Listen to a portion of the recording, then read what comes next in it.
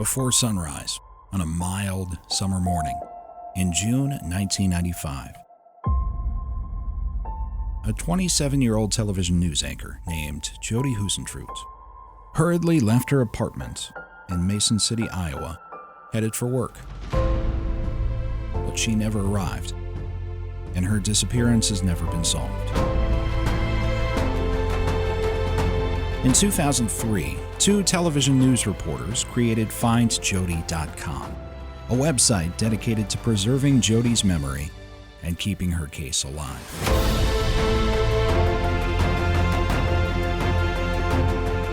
This is the official Find Jodi podcast.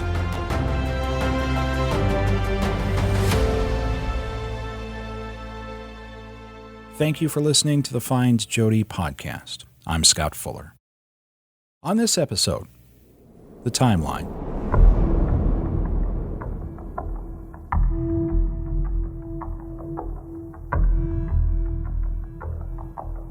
On June 27, 1995, a 27-year-old woman, Jodi Huisentruit, disappeared from her apartment complex in Mason City, Iowa.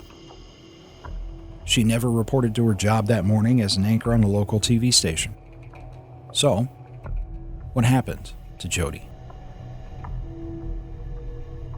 Trying to answer that question, and helping to make sure that that question keeps getting asked, is the purpose of FindJodi.com.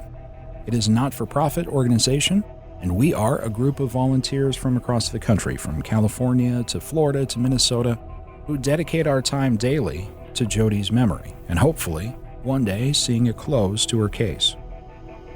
Two other Find Jodi team members will be joining me on this episode to tell you the story of the day Jodi vanished. Caroline Lowe is a member of the Find Jodi team and was an investigative reporter in the Twin Cities for decades. What Jodi was doing at the time she disappeared struck so close to home. She was working in a small market, paying her dues, working terrible hours, making very little money with her eye on the prize of a bigger market. One of the things I've heard from her family is she liked very much to be on the air. She enjoyed telling stories. She loved connecting with people. She loved the morning anchor role, going into people's living rooms, and she was very gifted at that. She had an instant spark. She seemed to connect more quickly than a lot of other people in similar roles, and I think she had a hugely promising career ahead of her that disappeared in the dark that morning. We're also going to be hearing in this episode from Jay Alberio, also a Find Jodi team member and the former head of investigations at the Woodbury, Minnesota Police Department. He's now retired. And that's part of developing a victimology on Jodi, looking at that timeline, who she had contact with, who she called, letters, those, you get all those people, that's how you develop your course of investigation, who to interview, and oftentimes when you do a victimology, it may lead you to that perpetrator. There are plenty of people, or characters, if you like, in the story of Jodi's case, and some of them will be important and some you'll want to remember. Some may have been involved in what happened to Jodi, but some of them won't be, and some of them just get us closer to the answer. So we're not going to meet many of those characters today. We certainly will later, but not now. This case is complicated. It's definitely too long and winding of a road to tell in one podcast episode or in one single TV special. We want to make it as easy to follow along as possible. One of our goals in this podcast is to inform and spread the information about Jodi's case, but also to correct where necessary. We've found over the years that many mistaken facts in Jodi's case, which are often repeated, sometimes on television specials, sometimes aren't accurate. So any facts or information that we bring you on this podcast has either been confirmed by law enforcement or thoroughly investigated by the Find Jodi team, or if not, we'll tell you otherwise. The information that we report on this podcast would meet the highest professional reporting obligations and highest professional standards that we all take very seriously. In this first episode of the Find Jodi podcast, we're going to focus on what we do know about what happened to Jodi. We're going to immerse ourselves in the timeline of this case, specifically focusing on about 4 a.m. on Tuesday, June 27, 1995, in the parking lot of the Key Apartments in Mason City, Iowa. Caroline will walk you through the events of the situation, and Jay will be offering investigative perspective throughout. Jodi disappeared early Tuesday morning. We'll start the timeline the weekend before. She spent the Friday and Saturday until Sunday morning in Iowa City water skiing with several friends. She went up there with some friends from Mason City and went out Friday night and Saturday night on the bar scene. And then Sunday morning, she drove back with her friends to Mason City. She wrote some notes that afternoon. She wrote to her mother and told her she looked forward to seeing her the coming weekend. She was going to be in a wedding in Long Prairie. She mentioned the water skiing. She also wrote in her journal that day and sounded like she'd had a great weekend. On Monday, she anchored the morning news, early morning news at 6 a.m., and then she got off the noon show because she was going to participate in a Chamber of Commerce golf tournament. That became a very full day. She went to the golf tournament about 9 o'clock, was with a team that included 2 KIMT-TV's clients and a sales manager. The foursome golfed for a while, then it rained, so they hung around the clubhouse. Mid-afternoon, Jodi went home and changed. She told her teammates she didn't want to look like a drowned rat that night at the dinner. She came back and then spent another 3 or 4 hours basically just having a really good time, meeting people. Everybody I've talked with, and I've probably talked with more than a dozen people, they just remembered Jodi. She was very upbeat, fun, making plans to get together in the future. Jodi left the golf tournament at about 8 p.m. on Monday night. As for what happened for the rest of the evening, number 1, Jodi was home from the golf tournament and inside her apartment at 8:24 p.m. on Monday night. We know this because that's when police say she placed a phone call to a friend out of state. Kelly wasn't home. Jodi ended up talking with Kelly's husband. She sounded very upbeat. They talked quite a bit about the water skiing trip, what a great time she had, and that was it. I recently talked to Kelly again, and she said that the way Jodi left it was Kelly did not need to call back, that she'd be going to bed. She had to get up early the next morning. So no plans were made that night to hear back from her. Police have confirmed publicly that the call was made from inside the apartment. They have offered the time, and the husband of Jodi's friend has confirmed that Jodi was the person who placed it. So Jodi is home after the golf tournament at 8:24 p.m. Monday night. But did she leave again after that? Which brings us to the second thing we know about Jodi's actions that Monday evening, although there's no way to confirm this for sure. One of Jodi's friends says she did leave after that phone call. The man who organized the water skiing trip to Iowa City the previous weekend says Jodi came to his home across town sometime after 8 to watch a home movie. Yes, you're referring to John Van Cise. He told the police that she had come by his Mason City duplex after the golf tournament to watch a video of a surprise birthday party that he had hosted for her a couple weeks earlier in Mason City. That is all we know about Jodi's actions and whereabouts on Monday night. The phone call is a proven fact. The visit to her friend John's house can't be verified. But Jodi's visit to his home that night has been John Van Cise's story since 1995. The next place we know Jodi to be is in bed early the next morning. Perhaps because she'd been up late or out late or for whatever reason, we know that Jodi was about an hour late for work on Tuesday morning. One of her coworkers called her apartment to check on her. It was about 4 a.m. Jodi sounded like she was sleeping. She woke her up, asked her how much time she had left, and said she'd be right in. So from what we gather, the phone call was about 4 a.m. Shortly thereafter, somewhere 4:20 to 4:30, Jodi was going to her car, and that's when she was attacked.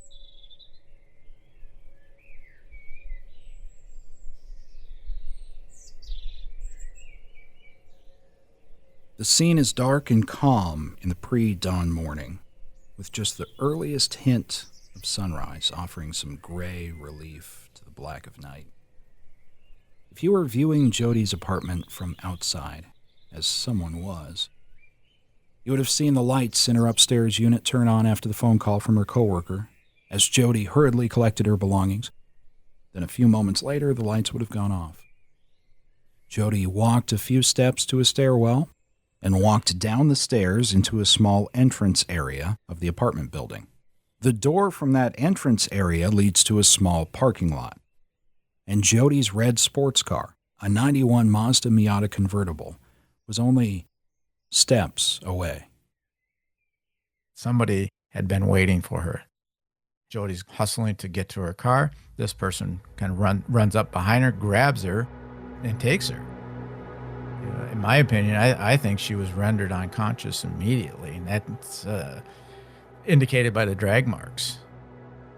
Police have said drag marks were found near Jodi's car at the scene, and so are some of the items from her purse. Personal belongings were scattered, her high heels, hairspray, that sort of thing. Her bent key was on the ground. The car key, Jodi's car key, which was not on a chain with the rest of any other keys. The single lone key was slightly bent and found on the ground next to the car.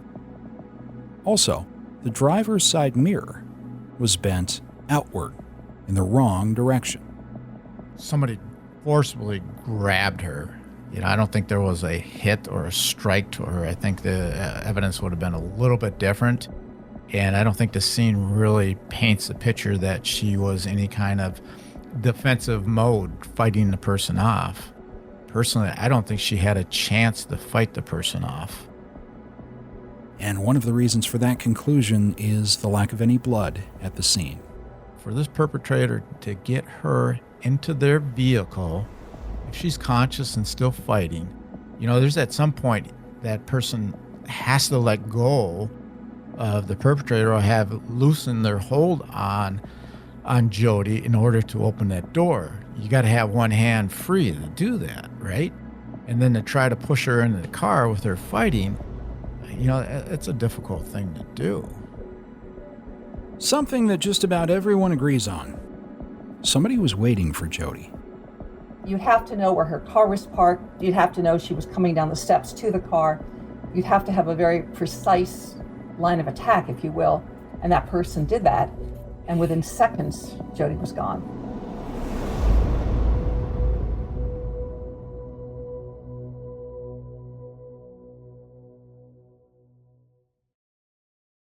Jodi was taken from her parking lot at about 4:30 a.m. Her personal items are strewn all over the area of her parked car, and there are obvious signs of a struggle. But if any of Jodi's neighbors heard or saw anything of the attack that morning, none of them called police. And if any of Jodi's neighbors leaving for work early that morning saw women's possessions strewn all over the ground next to Jodi's car, a car that was usually gone by this time of the morning, none of them apparently were concerned enough to call police. Nobody called police from the scene of Jodi's abduction. At KIMT-TV, which is a 5-minute drive from Jodi's apartment, she still hadn't shown up for her anchor shift, and by 6 a.m., she'd missed the starts of her show. One of the misconceptions about Jodi is that she'd never been late for work before. She had. Jodi had been late for work a few times before. Her coworkers had had to call her in the past to wake her up previously. But Jodi had never missed a shift. But at 6 a.m., the same coworker who gave Jodi her wake-up call at about 4, a woman named Amy Kuntz, had to go on the air in her place. After her work in the studio and on the air was done, and Jodi still hadn't arrived, at about 7:15, she asked a coworker to call police. We'll have more details on this later, but the MCPD response to the scene was very prompt. They were at Jodi's apartment complex within a matter of minutes. So the first arriving officer, he's going there, he or she's going there to check the welfare. You go up to the apartment. There's no contact at the apartment. Go to the parking lot. You see your car there. Immediately, what jumped out to them is that something happened in the parking lot. There was evidence of an abduction there. At that point, your whole focus on the investigation turns, not just check the welfare now. You have evidence there, the bent key, the bent mirror, stuff on the ground, purse and shoes indicates there was a struggle in the parking lot. So now you got to start focusing on a missing person investigation, a criminal abduction that took place there. The protocol back in the mid-90s would have been, you've got an abduction, you're going to put out through your dispatchers, attempt to locate. So you're going to put out her physical description and anybody, coming in contact, or this would have been sent out to all law enforcement. if it was our case, we come across this, protocol would have been immediately put a teletype out notifying all local and statewide agencies that we have a missing person. The perpetrator basically had 3 hours from the time that Jodi talked with Amy Coons, the producer, to KIMT called the police department at 7:13 to ask for a welfare check. 3 minutes later, the first officer was on the scene. The chief was there within minutes.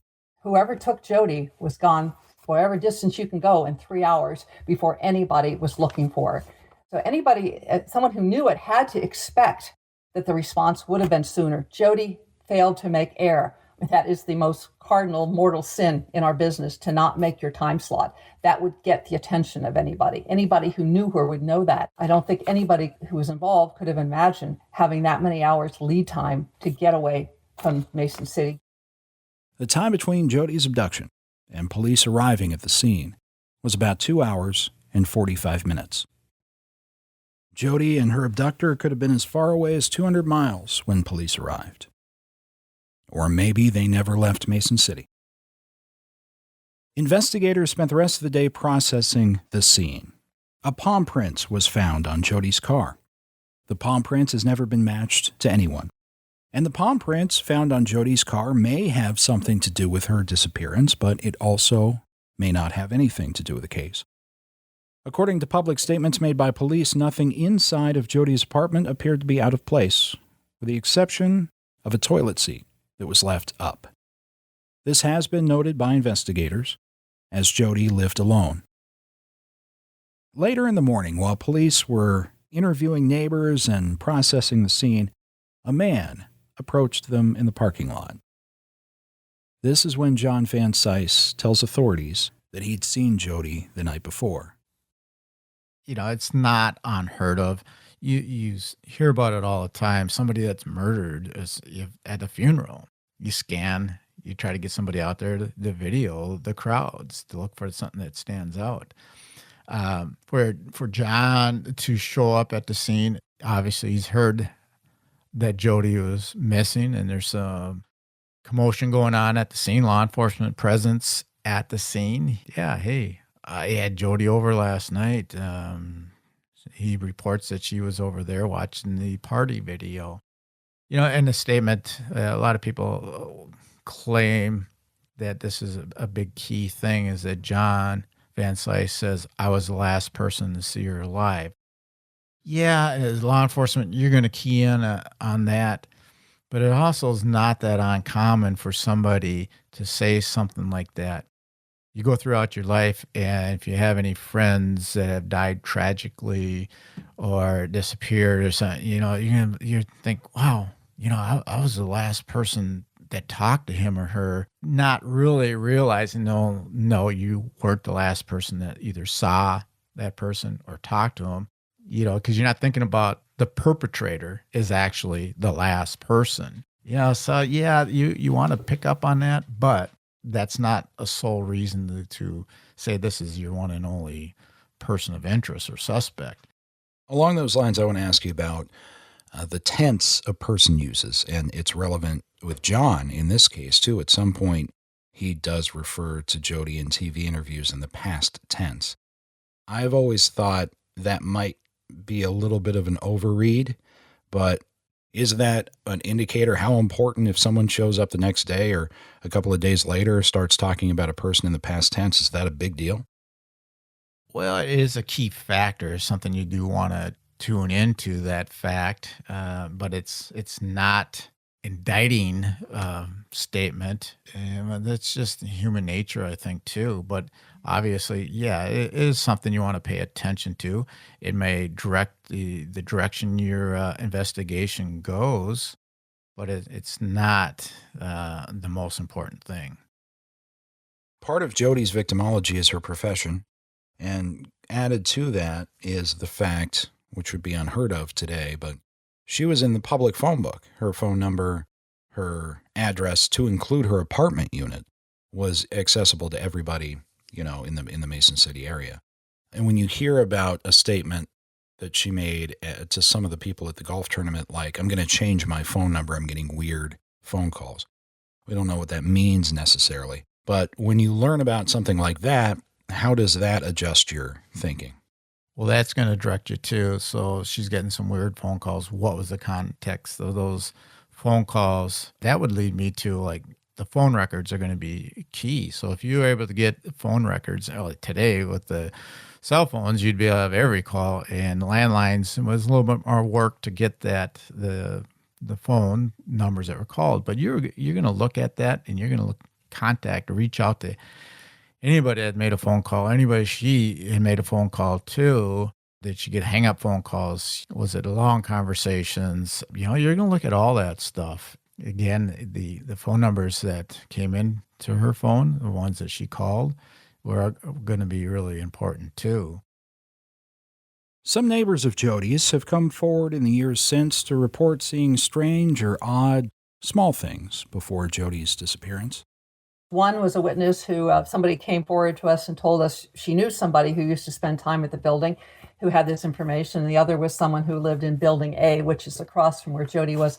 What stood out with both of these people and their stories, pretty identical, is they noticed prior to Jodi's disappearance that there were beer cans lined up on a little ridge by the parking space where you could see Jodi's apartment. And one of the people specifically remembered that they were Bud Light cans. These cans were not very far from the dumpster, so you could easily throw them away, but they were lined up there like somebody been sitting there. The first person I talked to said what struck him is he would often go to work in the middle of the night around the same time Jodi was getting ready, and he noticed that you could see Jodi. He saw the light go on. And his thinking is, could that person who was sitting there drinking the beer have something to do with it? That was the same question, the same thing that stuck with another person I interviewed just last year who was not connected with the first person, who remembers that was something that always seemed odd. And she said the information was shared with police. We don't know what it means. We hope that anything, if they found any cans, that they would have been collected back then and saved potentially for DNA evidence. But that's one of the things that stayed with me. Could there be somebody like that who was sitting in the parking lot that wasn't on anybody's radar, but whose behavior, i.e. the beer cans, meant something? Or is it just a weird coincidence? Maybe they didn't come back anymore because of the sheer presence of police there for Jodi. But it's one of those things, hearing about it from two different directions, unrelated, that stuck with me. As far as we know, nobody actually witnessed Jodi's abduction, but there may have been indirect witnesses to the event. Some neighbors of Jodi's reported to police hearing various different sounds that morning. One resident of a different building in the complex, interviewed by North Iowa Today, claimed to hear screaming early that morning. I heard all these screams out in the parking lot. All of a sudden, screaming started in out there and went on for about a minute or so, and then it just sort of faded away. A different man who was commuting to work at about the same time remembers seeing a white van in the parking lot of the apartment complex. I recently spoke with him about what he remembers about that morning. Yeah, it was a white Ford van is what I seen. So it's one of those industrial work Econoline model vans, you said? Right. Kind of loops around if you go in the parking lot there, I see. Right before you come out, it was parked right there with the parking lights on, behind some cars there. Right before we go up the little hill right there to get out, it was parked right there. It was almost like waiting for somebody to come out or something. When they said something on the radio about it that afternoon, I didn't even know she lived there, so I said, God, the apartments, I seen a van there when he come pick you up, and he said, you should call and let him know what he's seen, and that's what I did. We also recently tracked down a woman who was living across the street from the complex and also remembers seeing a white or light-colored van that morning, but not where Randy Linderman remembers seeing the one parked inside the parking lot. This witness remembers seeing the van parked on the street. It was weird because nobody parked on the street, Scott. Unless people were like moving in and out of the apartment in the middle of the day, like we just didn't ever see cars parked on that road. It was opening and closing of car doors, but it wasn't a sliding. It was a door, like a car door close. One of the things, the way the buildings, as you've seen from being there so many times, they look on their windows facing the parking lot. I mean, when you think about it, granted it was still dark, but this was a very high-risk maneuver. Any number of people could have been looking out the window at that hour. Yes, very important point. We've speculated endlessly, like who has to commit this crime right there at that moment in a very risky fashion. One of the most common questions I get about this is no one saw anything, but as best we can tell, there were 0 eyewitnesses to the abduction. Nothing. She disappeared into the dark. It was a high risk maneuver, just seconds, and that it all came down this way, which makes me wonder how many days before then did that person stake her out? Was this the first time? Had they spent time before staking it out to figure out all the variables? And not that there'd be many based on where the car was parked, based on where she lived, but this was an incredible, precise thing. And it just seemed that the luck was all on the side of the perpetrator. People are going to wonder about relationships. Jodi was not married, never was. She was interested in men and she dated, but she was very professionally driven. Her job seemed to be her top priority, and the relationships in her life were incidental to that, which makes it kind of difficult to track down any relationships because no one's ever come up as basically Jodi was dating this person firmly for 6 months or something like that. We've heard about relationships, but it's in this ambiguous sense. Right. Yeah, and it is strange. I mean, there's been talk about relationships that she may have had, and with her profession, obviously her career was very important to her, and she had career goals that she wanted to reach. So relationships, I think a committed type relationship was not her priority. She had friends, but close relationships, that just really hasn't come out that much. She liked to go out and socialize with people and have drinks. I think there might have been a couple people that she was maybe more social with than others. A committed relationship at that time, I don't think that was in Jodi's cards at that time. But in terms of platonic relationships, she seems to have way more than average of people in her circle. And she seems to have a couple of different social circles too. There's probably people that were out there that wanted maybe to have a relationship with her. It is difficult. She's in the public limelight there, and it's a lot of people to track down. And I'm sure as part of the law enforcement investigation, they would follow up on all those people and interview them. On one hand, the big push is they want viewers to relate to you. You go into their living rooms, you're in their bedrooms, in her case, early in the morning, connecting with them. And that connectability is what makes a newscaster so successful. It's also, in Jodi's case, I believe, something that particularly made her vulnerable. People feel they know her, they get to know your schedule. The emphasis is on sharing what you're going to be doing. And in Jodi's case, I suspect she probably shared that morning that she was going to be at a golf tournament, shared a lot of detail. As an anchor, your schedule also becomes very predictable. It wouldn't take a whole lot to figure out somebody's schedule. So you have, again, someone who's very familiar, sharing a lot of familiar details about their lives. In addition to being on the air, as an anchor, you're expected to get to know the community. You're in their grocery stores, you're in the movie theaters, you're at the golf tournaments, you're out and about. People feel they know you. You may not know them, but when you're on the air, people feel they know you. And I think it makes an anchor, particularly someone with that much exposure, particularly in a small town, very vulnerable. And we'll get to this at some point in the future too, but Jodi had talked about that, her professional concerns and the exposure to the public in a positive and negative way that her career just sort of came with the territory. She talked about that both with people in the industry and outside of it. She did, and I think she accepted that, like most people in her role, that it goes with the territory. And most things never turn out the way things did with Jodi, but there's always that sense of we're connecting, but what's going on with the people we're connecting with, you don't know what their agendas are. You hope that they're, like most people, just kind people who are happy to meet you, but you never know.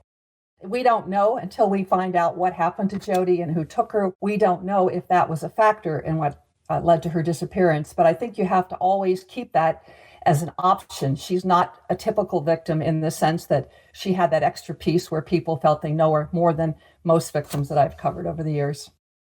We're basically left to speculation. Over the years, there's been very little information publicly released. So we're left largely to speculate, to try to connect the dots and wonder what's missing. It's a very, very tough case to solve when you have no body, you have no person, and no eyewitnesses. What we don't have that would be helpful nowadays is we didn't have social media back then. You wouldn't have the Facebook to go through. You wouldn't have her Instagram postings, who's following her, all that kind of stuff. None of that is available that we would have nowadays. There's no surveillance video that we've ever heard of. Things that are much more common that we've all kind of come to expect when you investigate a case, but none of that is available in Jodi's case. This seems like, to me, if there ever was a case where it's helpful as you go through it, as you listen to this, to keep an open mind. But in a cold case, when a name comes up, the first thing we have to do is figure out, well, can you put them there? Are they in Iowa? Are they in Mason City? Cases like this, even after 25 years, it's not unusual for the time of year when the anniversary approaches, especially if they're still in that area, to affect a person, and they might act out, they might act differently than normal. Sometimes that's enough for people who know that person to call somebody. Absolutely. It's a very good point that people should be on the lookout for the change of behaviors at around her anniversary, because if that person is still out there, there's going to be some behavioral changes in that person. There's no doubt about it. They start thinking about it. It's always going to be in the back of their mind, or they're going to be looking over their shoulder. They're going to be nervous. It's the anniversary date. Is law enforcement going to be knocking at my door? Anniversaries are very significant, very sad significance to the families and loved ones, but it also is a date that can stay with the person involved. We hope by the visibility of our podcast, our billboards, and other efforts that we're letting that person know we haven't forgotten and we're not going to forget. We may be in the middle of a pandemic. We may have all kinds of other things going on, but the bottom line is Jodi is still missing, and we are going to do what we can to let that person know we're going to stay on it. There's that case down in Cedar Rapids, Iowa, where I think it was close to the anniversary where they arrested the suspect in, how many years was that? 30 some years later. Cold cases can be solved. You've seen it over and over. You've heard it over and over. 30 years, 35 years, 40 years later. And it will be 25 years later for Jodi on June 27th of this year. If you have any information about Jodi's case, please contact the Mason City Police or the state DCI. FindJodi.com also accepts anonymous tips. You can send any questions for future episodes or comments about the podcast to me. My email address is sfuller@findjodi.com. The events surrounding Jodi's disappearance are as mysterious as her loss is tragic to her family and friends and the community. There's a lot more on Jodi's case to come.